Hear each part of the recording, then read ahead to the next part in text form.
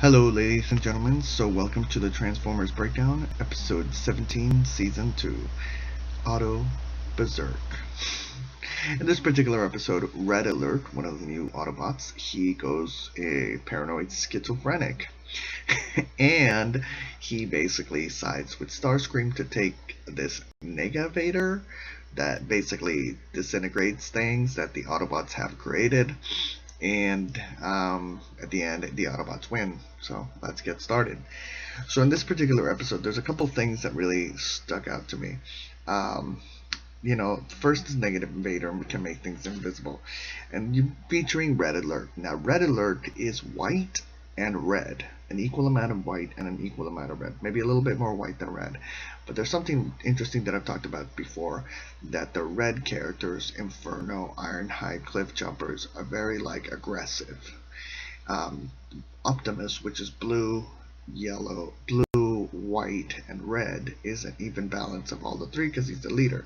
Then you got Smokescreen, and what's the end of it? The Beachcomber, that are peacemakers. They tend to be a lot more on the defensive side.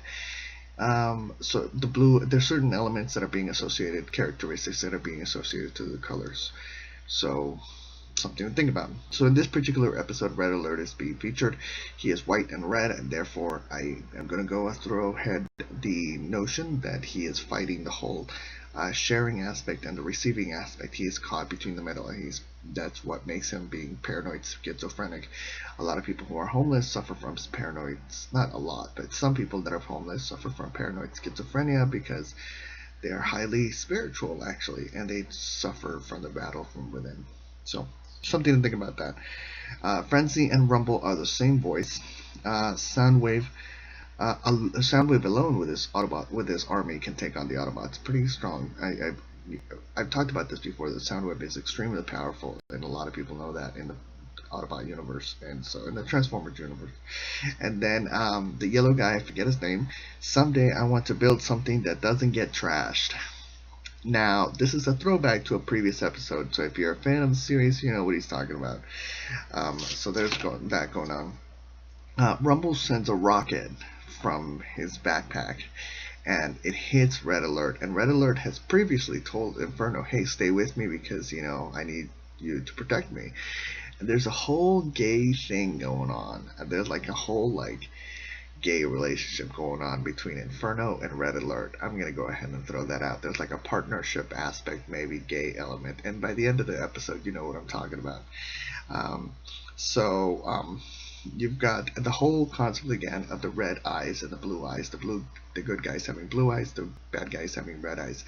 But in this episode, Red Alert has blue eyes with a red outline on them. So therefore, it is a shell that encompasses his true nature. So there's something to be said about the spirituality of that.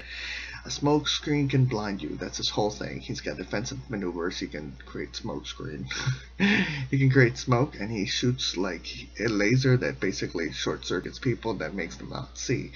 So there's a lot of elements in Beachcomber. I'm not quite sure what his abilities are, but a lot of the blue characters have these capabilities that can basically make people, they're defensive on the most part. So, and then did Starscream become Yoda? If you watch the episode, you know what I'm talking about. And then Optimus says to Red Alert, you are more damaged than I thought. And I was thinking to myself, wow, that's pretty, Optimus is kind of a jerk. If you think about it, some of the things that come out of his mouth, he's pretty insensitive. He's pretty throughout the season. You'll see what I'm talking about. So, Ironhide confuses, there's a moment where Ironhide confuses Red Alert with a regular card because they look the same. And then, does Optimus hold the Triforce? Because he looks at his arm, and there's the Triforce is in his arm, so I thought that was really interesting. Legend of Zelda fans, oftentimes they do crossover. You do that, right? Because they're all a bunch of nerds. I say they as if I'm not included in that category.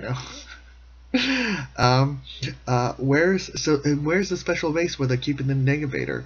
Because it's it has 9 levels and it goes all the way to the bottom. It's really intricate and it's really hard to get into, and they have this thing that protects people. But the Autobot base has an open door policy, which I've talked about before. So I'm a little confused about what's going on here. Um, you know, and and then so then Red Alert and Starscream are gonna bring it to the lab in order to get the Negabator, because Red Alert has gone like totally wacko, and he or paranoid schizophrenic, as the doctors would say, and he is siding with Starscream to get the Negabator. So they're breaking through the like some secret passageway, and Red Alert shoots the lock, which does not set off the alarm, but shooting the bars does. So I thought that was really interesting. They could have cut a lot of that out if they just like, hey, left it to shooting the lock or shooting the door itself. So then it's Red Alert and Starscream fight, because basically Red Alert is trying to stop Starscream from destroying the Autobots. Something going on there. But then Starscream shoots Red Alert with his null ray, which actually heals him. So there's another element of that. There's this common theme going on with where the Decepticons are healing Autobots or saving Autobots with their mishaps, and in serious ways, because Red Alert was about to blow up. So and at a certain point of time, I think we see Thundercracker. When the planes transform, they're like, no, we're gonna get away. You do see Thundercracker right in there. If you pause it, you'll see what I'm talking about. And then Inferno saves Red Alert. He like goes in there because he left him before.